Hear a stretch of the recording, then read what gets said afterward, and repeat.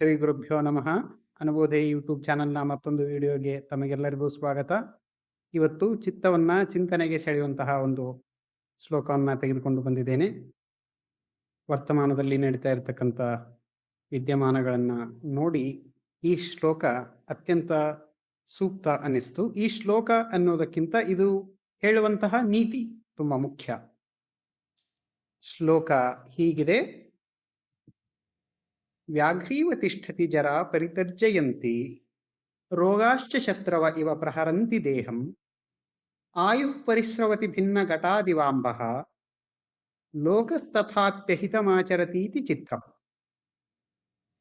ಈ ಶ್ಲೋಕದ ಪದಚ್ಛೇದ ಹೀಗಿದೆ: ವ್ಯಾಘ್ರೀ ಇವ ತಿಷ್ಠತಿ ಜರಾ ಪರಿತರ್ಜಯಂತಿ ರೋಗಾಃ ಚ ಶತ್ರವಃ ಇವ ಪ್ರಹರಂತಿ ದೇಹಂ ಆಯುಃ ಪರಿಶ್ರವತಿ ಭಿನ್ನ ಘಟಾತ್ ಇವ ಅಂಬಃ ಲೋಕಃ ತಥಾ ಅಪಿ ಅಹಿತಂ ಆಚರತಿ ಇತಿ ಚಿತ್ರಂ.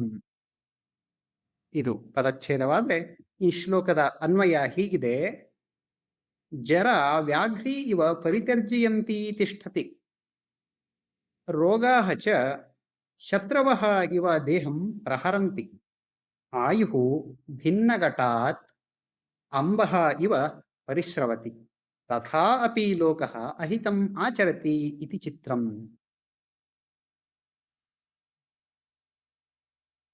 ಈ ಶ್ಲೋಕದ ಪ್ರತಿ ಪದಗಳ ಅರ್ಥವನ್ನು ನೋಡಿದಾಗ ಯಾಕೆ ಈ ಶ್ಲೋಕ ಹೇಳುವಂಥ ನೀತಿ ಅತ್ಯಂತ ಪ್ರಸ್ತುತ ಎನ್ನುವುದು ನಮಗೆ ಗೊತ್ತಾಗುತ್ತೆ.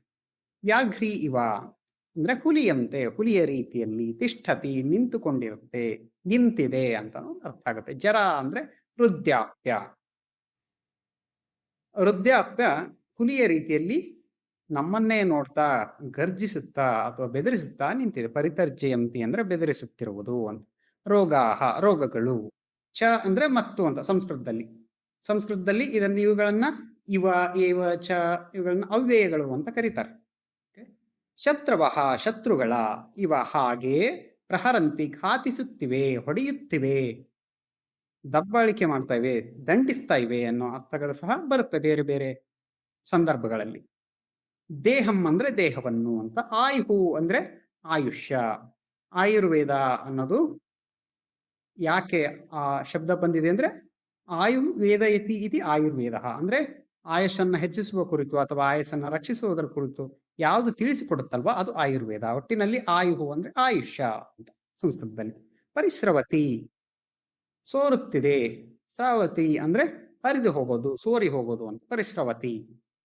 ಭಿನ್ನ ಒಡೆದ ಅಂತ, ಛಿದ್ರವಾದ. ಘಟಾತ್ ಘಟ ಎನ್ನುವ ಶಬ್ದದ ಪಂಚಮಿ ವಿಭಕ್ತಿ ಘಟಾತ್ ಅಂತ, ಮಡಿಕೆಯಿಂದ ಅಂತ. ಇವ ಅಂದರೆ ಹಾಗೆ. ಅಂಬಃ ಅಂಬುಹು ಇವೆಲ್ಲ ನೀರಿನ ಸಮಾನಾರ್ಥಕ ಶಬ್ದಗಳು. ವಸ್ತುತಃ ಸಂಸ್ಕೃತದಲ್ಲಿ ಯಾವುದೇ ಶಬ್ದವು ಇನ್ನೊಂದು ಶಬ್ದಕ್ಕೆ ಸಮಾನಾರ್ಥಕ ಅಲ್ಲ. ಆ ಒಂದೊಂದು ಸಂದರ್ಭಕ್ಕೆ ತಕ್ಕನ ಹಾಗೆ ಆಯಾ ಶಬ್ದಗಳನ್ನು ಬಳಸ್ತೀವಿ. ಆದರೂ ಸಹ ನಮ್ಮ ಲೋಕರೂಢಿಯ ಅರ್ಥ ಮಾಡ್ಕೊಳ್ಳೋದಕ್ಕೋಸ್ಕರ ಅಂಬಃ ಅಂದರೆ ನೀರು ಅಂತ ತಗೊಳ್ತೇವೆ ಇಲ್ಲಿ. ಲೋಕಃ ಅಂದರೆ ಜನ, ಲೋಕ ಎರಡು ಅರ್ಥ ಬರುತ್ತೆ. ತಥಾ ಅಂದರೆ ಹಾಗೆ, ತಥಾಪಿ ಅಂದರೆ ಹಾಗಿದ್ದರೂ ಕೂಡ ಅಂತ ಅರ್ಥ ಆಗತ್ತೆ. ಅಹಿತಂ ಅಹಿತಕರವಾದದ್ದನ್ನ, ಕೆಟ್ಟದ್ದನ್ನ, ಒಳ್ಳೆಯದಲ್ಲದ್ದನ್ನ ಆಚರತಿ ಆಚರಿಸುತ್ತಾರೆ. ಇತಿ ಎಂಬುದೇ, ಹೀಗೆ ಅಂತನೂ ಒಂದು ಅರ್ಥ ಬರುತ್ತೆ. ಆದರೆ ಇಲ್ಲಿ ಎಂಬುದೇ ಅನ್ನೋದು ತುಂಬ ಉಚಿತವಾಗುತ್ತೆ, ಹಾಗಾಗಿ ಎಂಬುದೇ ಅನ್ನೋದನ್ನ ಹಾಕಿದ್ದೆ. ಚಿತ್ರಂ ವಿಚಿತ್ರ. ಈ ಶ್ಲೋಕದ ಒಟ್ಟಾರೆ ಅರ್ಥ ಏನು ಹಾಗಾದರೆ?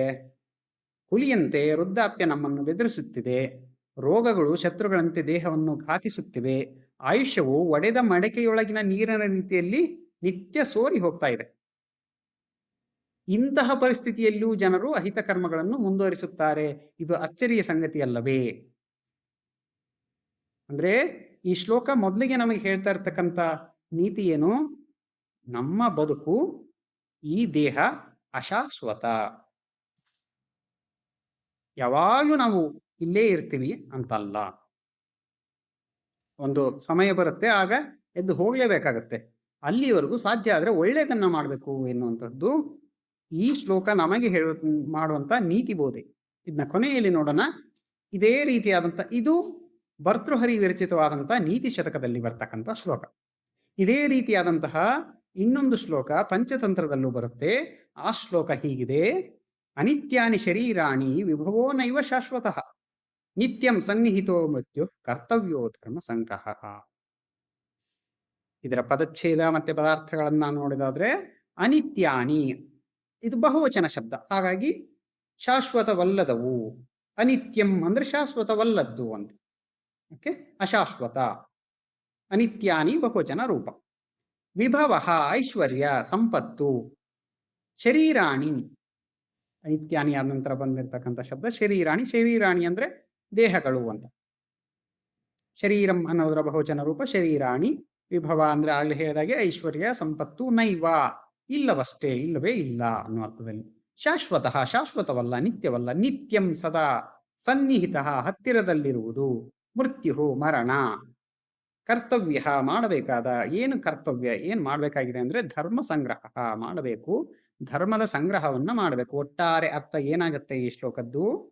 ಈ ಶರೀರಗಳು ಶಾಶ್ವತವಲ್ಲ, ಸಂಪತ್ತು ಶಾಶ್ವತವಲ್ಲ, ಮೃತ್ಯು ನಿತ್ಯವೂ ಹತ್ತಿರ ಹತ್ತಿರ ಬರ್ತಾ ಇದೆ. ಒಂದೊಂದು ದಿನ ಕಳೆದ ಹಾಗೆಯೂ ನಾವು ಸಾವಿಗೆ ಹತ್ತಿರ ಆಗ್ತಾ ಇದ್ದೀವಿ. ಇದನ್ನ ಗಮನದಲ್ಲಿಟ್ಕೊಂಡು ಧರ್ಮ ಸಂಗ್ರಹವನ್ನ ಮಾಡಬೇಕು. ಇತ್ತೀಚಿನ ವಿದ್ಯಮಾನಗಳನ್ನು ನೋಡಿದಾಗ ನಿನ್ನೆ ಒಂದು ಪೋಸ್ಟ್ ನೋಡ್ತಾ ಇದ್ವಿ. ಓಕೆ, ಸಾವು ಹೇಗೆ ಬೇಕಾದರೂ ಬಂದು ಬಿಡ್ಬೋದು. ನಮ್ಮ ಬದುಕು ಎಷ್ಟು ಅನಿಶ್ಚಿತತೆಯಿಂದ ಕೂಡಿದೆ ಅನ್ನೋದನ್ನ ನಾವು ಇತ್ತೀಚೆಗೆ ನೋಡ್ತಾ ಇದ್ದೀವಿ. ನಾವೇನೋ ನಮಗೆ ವಿರಾಮ ಇದೆ ಅಂತ ಹೇಳ್ಬಿಟ್ಟು ಪ್ರವಾಸಕ್ಕೆ ಹೋದ್ರೆ ಉಗ್ರರು ಬಂದು ನಿಮ್ಮನ್ನ ಗುಂಡಿಕ್ಕಿ ಕೊಂದು ಸತ್ತು ಹೋಗ್ಬಿಡ್ಬೋದು. ಇಲ್ಲ, ನಾವು ಪ್ರವಾಸಕ್ಕೆ ಎಲ್ಲೋ ಉಗ್ರರಿರೋ ಜಾಗಕ್ಕೆ ಹೋಗಲ್ಲ, ದೇಶದ ಸುರಕ್ಷಿತವಾದ ನಗರ, ಪೊಲೀಸರ ಮಧ್ಯದಲ್ಲಿ ನಡೀತಕ್ಕಂಥ ಯಾವುದೋ ಒಂದು RCB ಕಪ್ ಗೆದ್ದ ಸಂಭ್ರಮಾಚರಣೆಗೆ ಹೋಗ್ತೀವಿ ಅಂದ್ರೆ ಕಾಲ್ ತುಳಿತಕ್ಕೊಳಗಾಗಿ ಸತ್ತು ಹೋಗ್ಬಿಟ್ರು ಎಷ್ಟೊಂದು ಜನ. ಈ ಭೂಮಿ ಮೇಲೆ ಇರೋದೇ ಸೇಫ್ ಅಲ್ಲ ಅಂತ ಆಕಾಶದಲ್ಲಿ ಹೋಗೋರು ಕೂಡ ಅವರು ಏನ್ ಸೇಫ್ ಅಲ್ಲ. ವಿಮಾನ ಅಪಘಾತಕ್ಕೀಡಾಗಿ ಎಷ್ಟೊಂದು ಸಾವು ನೋವುಗಳು ಉಂಟಾದವು ಇಲ್ವಾ? ಇದು ಯಾವುದು ಮಾಡದೆ ಸುಮ್ಮನೆ ತಮ್ಮ ಛಾತ್ರಾವಾಸದಲ್ಲಿ ಕುಳಿತಿರ್ತಕ್ಕಂಥ ವಿದ್ಯಾರ್ಥಿಗಳು ಸಹ ವಿಮಾನ ಅವರ ತಲೆ ಮೇಲೆ ಬಿದ್ದು ಸತ್ತೋಗ್ಬಿಟ್ಟು. ಸಂಸ್ಕೃತದಲ್ಲಿ ಇನ್ನೂ ಒಂದು ಶ್ಲೋಕ ಇದೆ. ಈ ಶ್ಲೋಕಗಳು ಜಾಸ್ತಿ ಆಗುತ್ತೆ ಅನ್ನೋ ಕಾರಣಕ್ಕೆ ಆ ಶ್ಲೋಕವನ್ನು ಹಾಕಿಲ್ಲ. ಏನಂದ್ರೆ, ಸಾವು ಬರದೇ ಇರ್ತಕ್ಕಂಥ ಸಂದರ್ಭದಲ್ಲಿ 1000 ಬಾಣಗಳು ನೆಟ್ಟರೂ ಸಾಯಲ್ಲ. ಸಾವು ಬಂದಾಗ ಒಂದು ಹುಲ್ಲಿನ ಕಡ್ಡಿ ನೆಟ್ಟು ಕೂಡ ಸತ್ತೋಗ್ಬಹುದು. ಸಾವು ಯಾರು ಎಷ್ಟೇ ಬುದ್ಧಿವಂತರಾಗಿರ್ಬೋದು, ಶ್ರೀಮಂತರಾಗಿರ್ಬೋದು, ಸಾವು ಯಾವಾಗ ಬರುತ್ತೆ ಅಂತ ಯಾರಿಗೂ ನೋಡೋಕ್ಕಾಗಲ್ಲ. ಸಾವು ಮುಂದೆ ಹೋಗಲ್ಲ. ನಾನು ಇವತ್ತು ಮಾಡ್ಬೇಕಾದ ಕೆಲಸವನ್ನ ಮಾಡಿಲ್ಲ ಅಂತ ಹೇಳಿ ಓಕೆ ರವಿ ಒಂದಿನ ವೇಸ್ಟ್ ಮಾಡಿದ್ದಾನೆ, ಒಂದಿನ ಜಾಸ್ತಿ ಬದುಕೋದಕ್ಕೆ ಕೊಡೋಣ ಅಂತ ಏನು ಕೊಡಲ್ಲ. ಸಾವು ಬರೋ ಟೈಮಿಗೆ ಬಂದೇ ಬರುತ್ತೆ. ಹಾಗಾಗಿ ನಮಗೆ ಕೊಟ್ಟ ಸಮಯದಲ್ಲಿ, ನಮ್ಮ ಕೈಲಿ ಇರ್ತಕ್ಕಂಥ ಸಮಯದಲ್ಲಿ ಮಾಡಬೇಕಾದ ಕೆಲಸಗಳನ್ನ ಸರಿಯಾಗಿ ಮಾಡಬೇಕು. ಮಾಡಿದ್ರೆ ಆ ತೃಪ್ತಿ ನಮಗೂ ಇರುತ್ತೆ. ನಾವು ಎದ್ದು ಹೋದ ನಂತರ ಜನರಿಗೂ ಒಳ್ಳೆಯ ಕೆಲಸ ಮಾಡ್ತಾ ಇದ್ರಪ್ಪ, ಇನ್ನೊಂದು 4 ದಿನ ಇರಬೇಕಾಗಿತ್ತು ಅಂತ ಅನ್ಸುತ್ತೆ. ಇಲ್ಲ ಅಂದ್ರೆ ಪಶು ಪಕ್ಷಿ ಪ್ರಾಣಿಗಳ ಎಲ್ಲ ರೀತಿಯಲ್ಲಿ ನಾವು ಹುಟ್ಟಿ ಉಂಡು ತಿಂದು ಬೆಳೆದು ಮಣ್ಣಲ್ಲಿ ಮಣ್ಣಾಗಿ ಹೋಗ್ಬಿಡ್ತೀವಿ.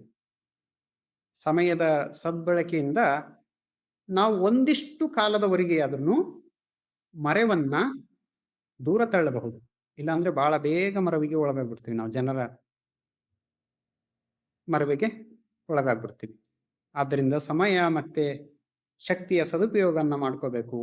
ಹಾಗೆ ಮಾಡ್ಕೋಬೇಕು ಅಂದ್ರೆ ಸಾವಿನ ಬಗ್ಗೆ, ನಮ್ಮ ಬದುಕಿನ ಅನಿಶ್ಚಿತತೆ ನಮ್ಮನ್ನ ಈ ಸಮಯದ ಸದ್ಬಳಕೆಗೆ ಪ್ರೇರೇಪಿಸುತ್ತೆ ಅನ್ನೋದು ನನ್ನ ನಂಬಿಕೆ. ಆದ್ದರಿಂದನೇ ಇವತ್ತು ಈ ಶ್ಲೋಕಗಳನ್ನ ತೆಗೆದುಕೊಂಡಿದ್ದು. ಪ್ರಾಯಶಃ ನೀವು ಎಲ್ಲರೂ ಸಹ ಈ ಅನಿಶ್ಚಿತತೆಯನ್ನು ಅರಿತು ಮಾಡಬೇಕಾದ ಕೆಲಸಗಳನ್ನ ಮುಂದೂಡದೇನೆ ಇವತ್ತಿನ ಕೆಲಸ ಇವತ್ತಿಗೇನೆ ಮಾಡಲಿಕ್ಕೆ ಈ ಶ್ಲೋಕಗಳು ನಿಮ್ಮನ್ನು ಪ್ರೇರೇಪಿಸಲಿ ಅಂತ ಹೇಳ್ತಾ ಈ ವಿಡಿಯೋನ ಇಲ್ಲಿಗೆ ಮುಗಿಸ್ತಾ ಇದ್ದೀವಿ. ಮುಂದಿನ ವಾರ ಮತ್ತೊಂದು ಶ್ಲೋಕ ಅಥವಾ ಕಗ್ಗದ ಜೊತೆಯಲ್ಲಿ ತಮ್ಮ ಮುಂದೆ ಬರ್ತೀನಿ. ಧನ್ಯವಾದ.